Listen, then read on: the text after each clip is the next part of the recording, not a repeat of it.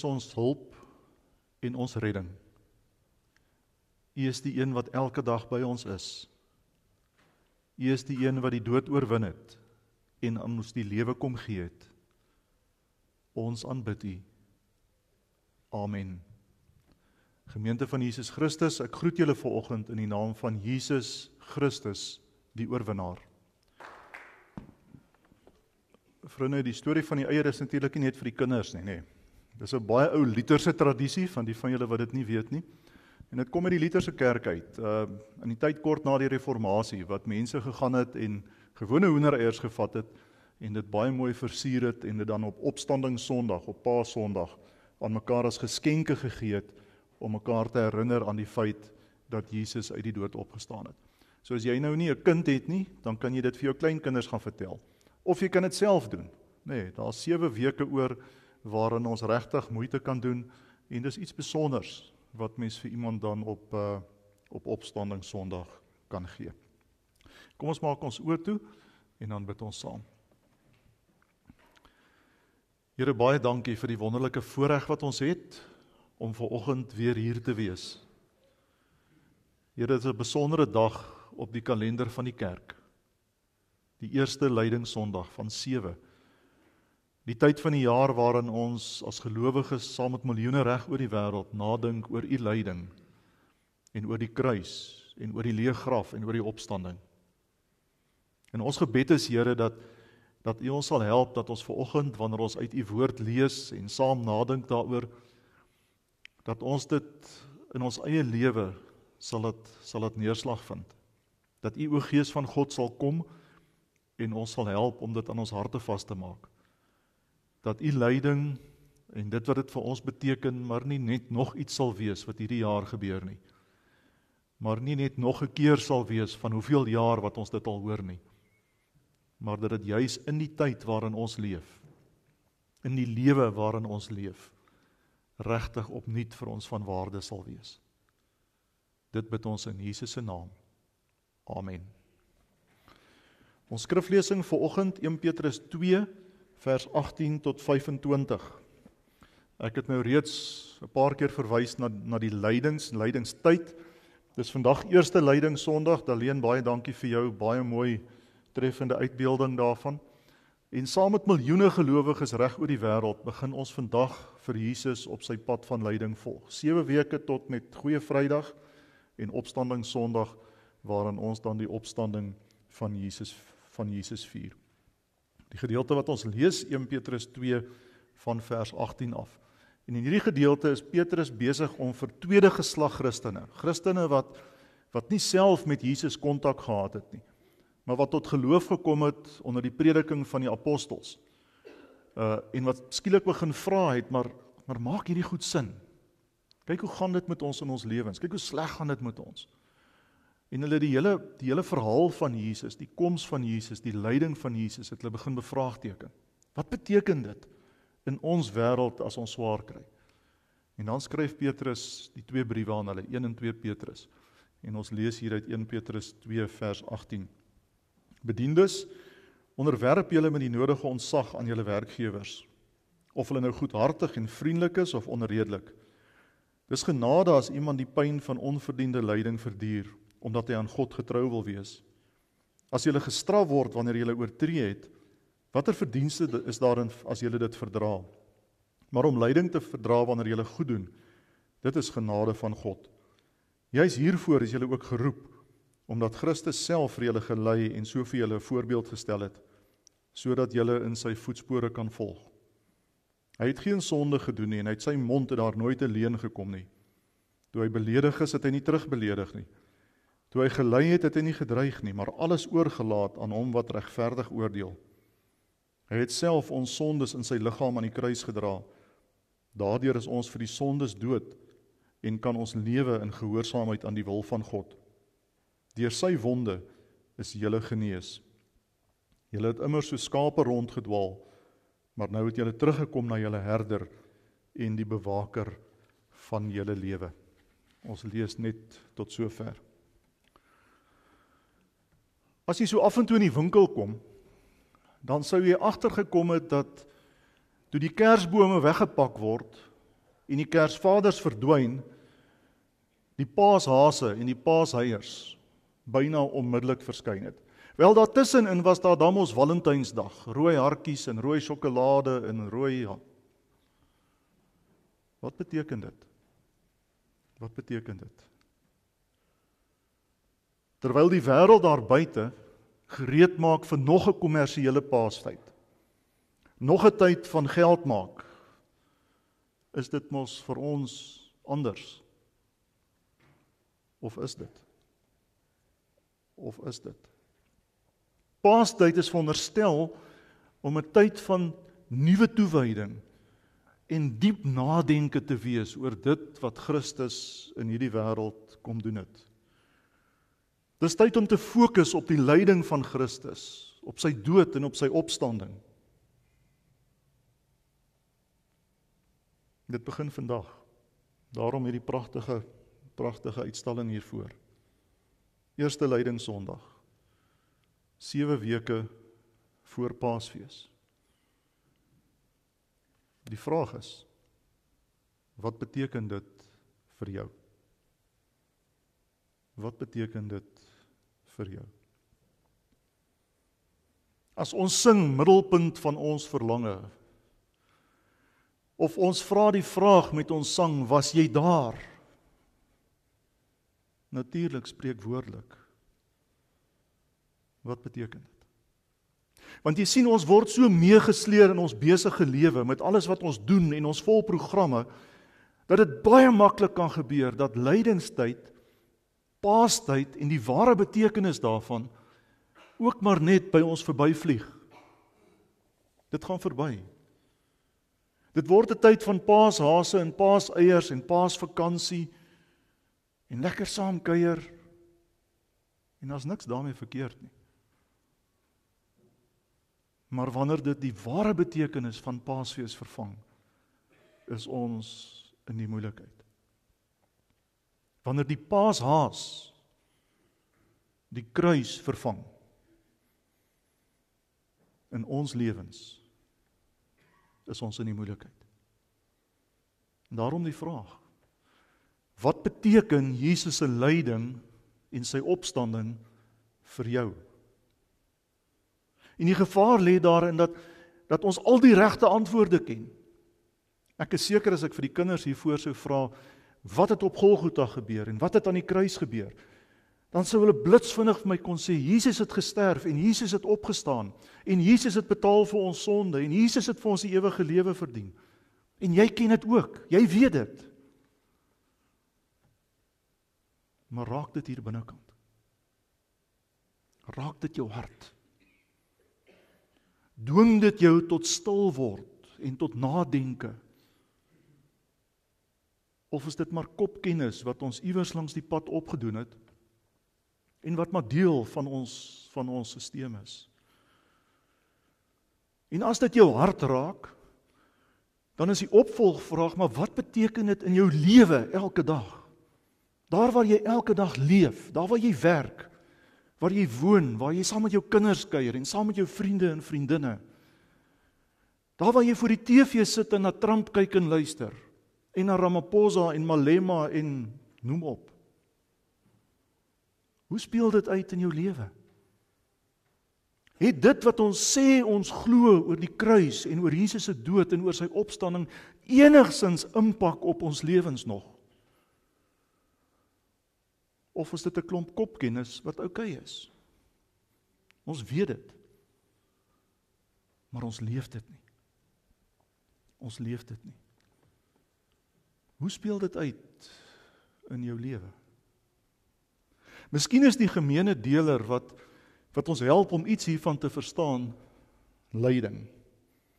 Jesus se lyding en ons lyding. En lyding is mos nie vreemd aan hierdie wêreld nie waar nie. Elkeen van ons het al iewers langs die pad iewers gelei of is huidiglik besig om te ly. Die prentjie op die skerm is 'n skildery wat iemand gemaak het wat iets van die lyding van hierdie wêreld probeer uitbeeld. Lyding wat beteken om swaar te kry, om seer te kry, om pyn te verduur, om in ellende te verkeer, om skade aangedoen te word. Iemand vertel in hierdie week, 'n boer, mieliesboer, hoe hy een oggend by sy mielieland stop en besluit hy gaan net bietjie in die land instap. En hy het so omtrent 15 meter deur die kanste mielies ingestap, toe kom hy op 'n land af wat kaal gestroop is. Daar's nie een mieliekop oor nie. So wat het hierdie ouens gedoen? Hulle het in die nag gekom, in die land ingestap, die middelste klomp mielies, mielieplante se mielies gevat, en as jy van buite af kan kyk, lyk alles baie goed. Dis 'n ou wat skade aangedoen is. Dis lyding, vriende. Dis wat gebeur wanneer mense in die tyd waarin ons is, swaar kry en seer het. Navorsing toon aan dat die impak daarvan enorm is. En dat elektroniese media dit as dit ware in ons gesigte kom sit. Want skielik kan jy op jou foon kyk wat in die wêreld aan die gebeur is. Jy kan sien wat in Gaza aangaan, en jy kan sien wat in die Oekraïne aangaan, en jy kan sien wat met die vloede in Australië gebeur. Jy kan sien en hoor wat in ons land aan die gebeur is. 30 miljoen mense wat in afgryslike armoede leef. Elke 19 minute iemand wat vermoor word. Mense wat fisies seer het en pyn ly. Maar ook jy wat by die werk emosioneel afgetakel word, omdat jy die heeltyd uitgehaal word vir dit wat jy doen. Dis lyding. Dis mishandeling. En die dilemma waarmee ons sit is dat ons baie maklik afgestomp kan raak. Dat ons hierdie goed hoor en sê, ag, dit raak my nie eintlik nie, want dit is nie deel van my lewe nie. Ek bedoel, wat is dit nou as daai elke 19 minute iemand doodgemaak word? Dis nie een van ons nie. So dit word maar statistiek wat by ons verbygaan. En ons raak so gewoond daaraan dat dit ons gewoonheid nie meer raak nie. En nou is die vraag, wat nou? Hoe bring ons dit by lydingstyd uit? Hoe help Jesus se lyding in hierdie wêreld ons om te deel met die lyding wat ons sien en hoor en ervaar? Wil ek die antwoord lê in die regte verstaan van Paastyd. Die antwoord lê in die feit dat jy en ek opnuut moet verstaan wat by die kruis op Golgotha gebeur het. En dat ons 'n slag van die paaseiers en die paashase en die vakansie en al die lekker goed moet vergeet en onsself moet dwing om iets van Christus se lyding te verstaan. En dis wat Petrus hier in hierdie brief doen, het ek mos net nou gesê. Petrus skryf van mense wat lyding geken het, soos wat jy en ek lyding ken. 'n baie spesifieke vorm van lyding wat ook in ons tyd alledaags is. En dis onreg en diskriminasie. Hierdie Christene is waarskynlik nie fisies vervolg nie, maar hulle is uit die samelewing uitgestoot. Daar's teen hulle gediskrimineer. Die Jode was vyandig gesind teenoor hulle. Die Romeinse owerheid wou niks van hulle weet nie. Selfs hulle onbekeerde huismense het hulle uitgestoot. Sê, ons wil niks met julle uit te waai hê nie. En dit het hulle lewe swaar gemaak. En daarom begin hulle die vraag vra, maar hoe is dit moontlik dat ons kan sê, ons volg Jesus wat gekruisig is, en kyk hoe gaan dit met ons? Kyk hoe lyk dit om ons? Kyk wat gebeur met ons? Is alles die moeite werd? Moet ons nie maar saam met die stroom gaan? En saam met almal doen soos wat hulle doen nie?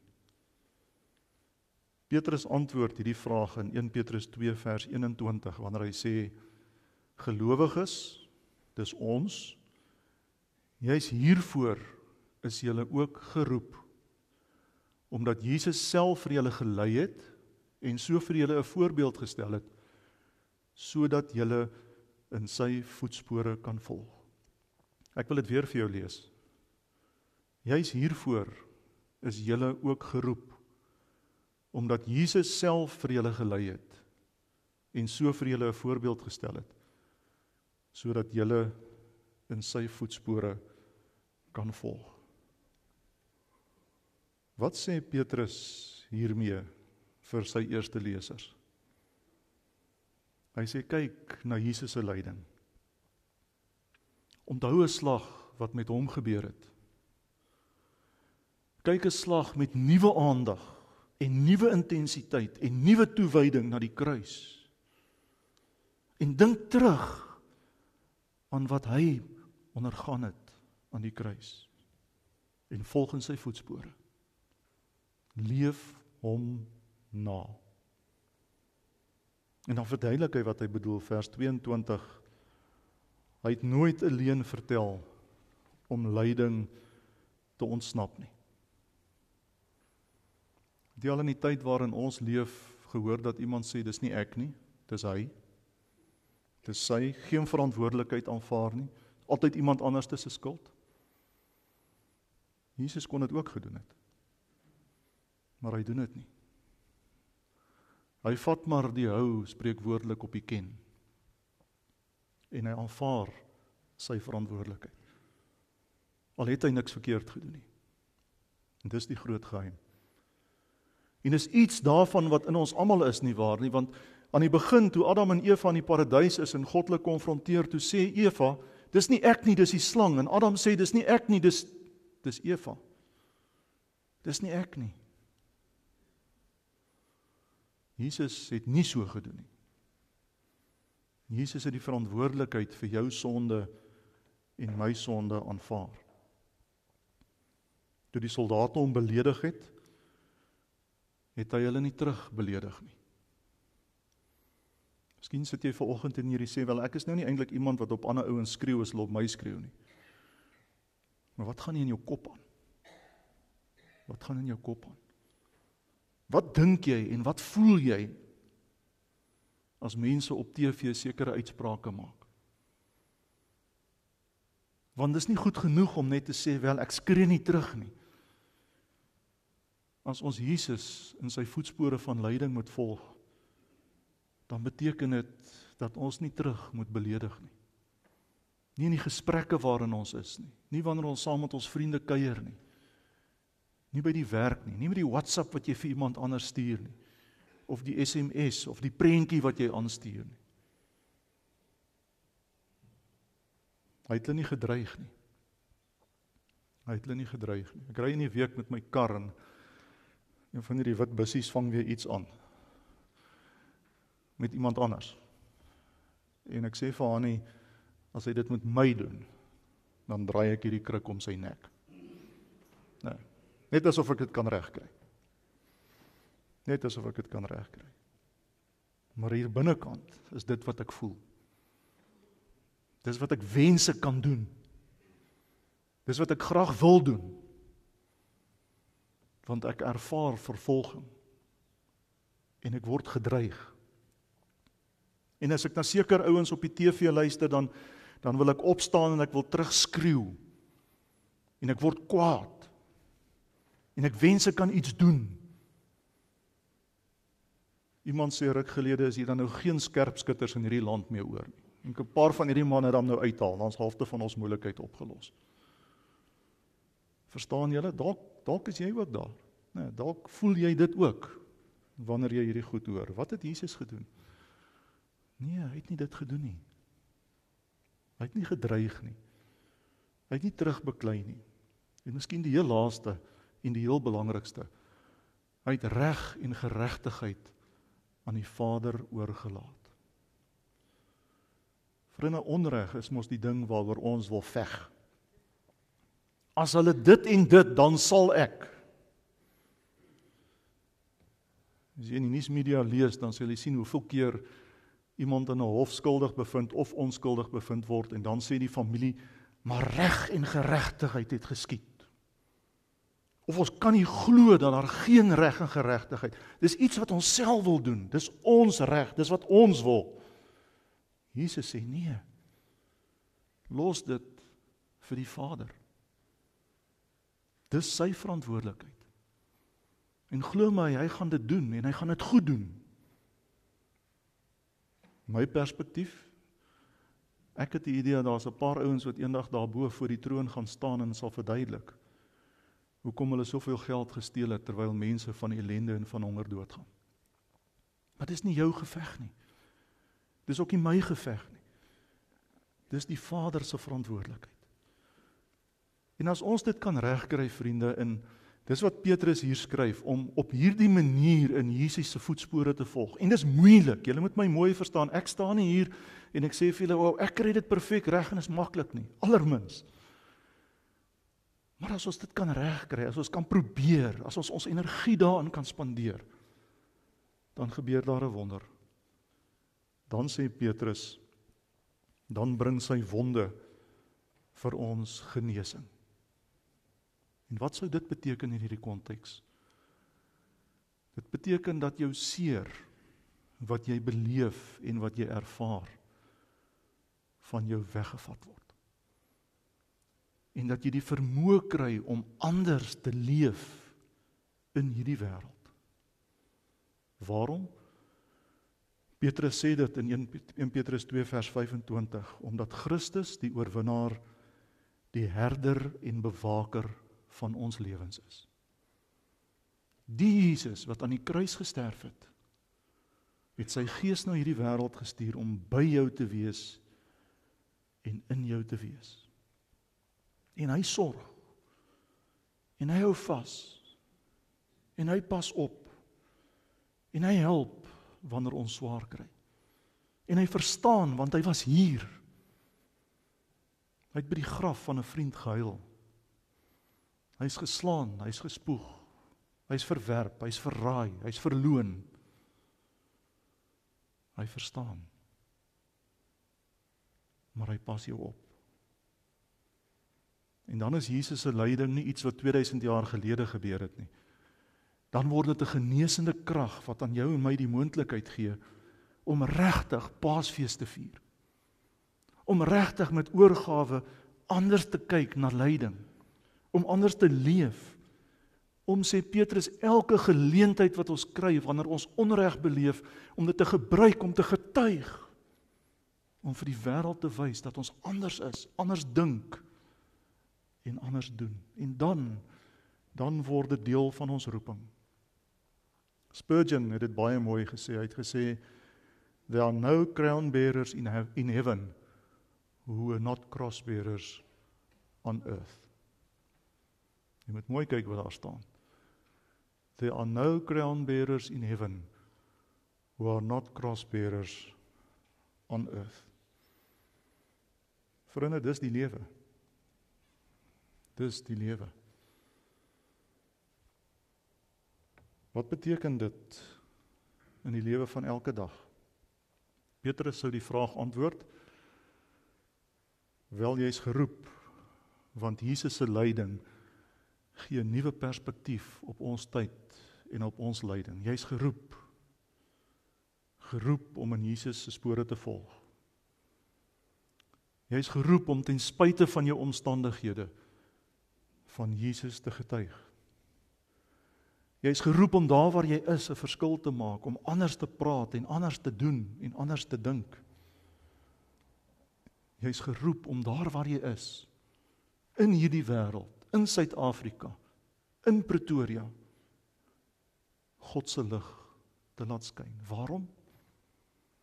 Omdat 'n kruis op Golgotha gestaan het. Die bekende Duitse teoloog Dietrich Bonhoeffer sê dit so mooi. Hy sê lyding gooi 'n donker skaduwee oor alle lewe op aarde. Maar wanneer ons deur 'n Christelike bril daarna kyk, word die skaduwee weggedryf en kom daar God verheerlikende lig. Sien jy mooi wat daar staan? Ons weet dit mos. Lyding is nie lekker nie. Lyding is nie waarvoor ons kies nie. Lyding is waarsonder ons kan klaarkom. Lyding is dit wat ons nie wil doen nie. Maar dis juis in ons lyding wat ons die geleentheid kry om God se lig in hierdie wêreld te laat skyn. Gelowiges deur die eeue het dit reg gekry. Gewone mense soos jy en ek. Hulle vertel van Dominee Kestel in die Tweede Vryheidsoorlog, wat by een van die slagte waarby die kommando waarby hy betrokke was, teen die Britte geveg het, eers die boere soldate versorg het, en toe 'n stuk wit lap aan 'n stok vasgemaak het en oorgestap het na die vyand toe. En die Britse soldate sy wonde gaan verbind het en gaan versorg het. En toe sê een van die Britse soldate vir hom, Reverend, this is the best sermon you've ever preached. This is the best sermon you've ever preached. Uit die boks uit. Moeilik. Na die vyand toe. Vat 'n kans.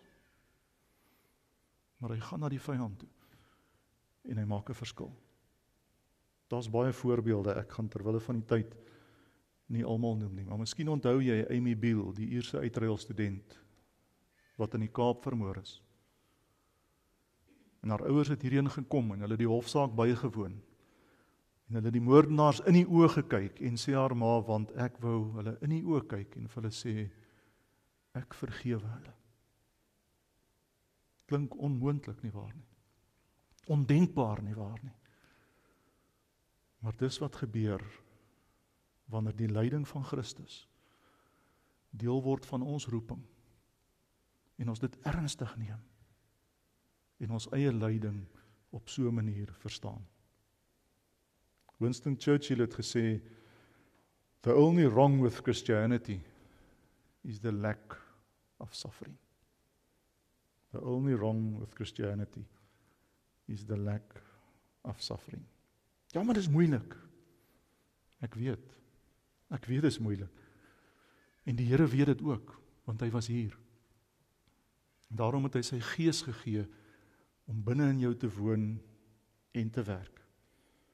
Die Heilige Gees wat in beheer is van jou lewe. Of is hy?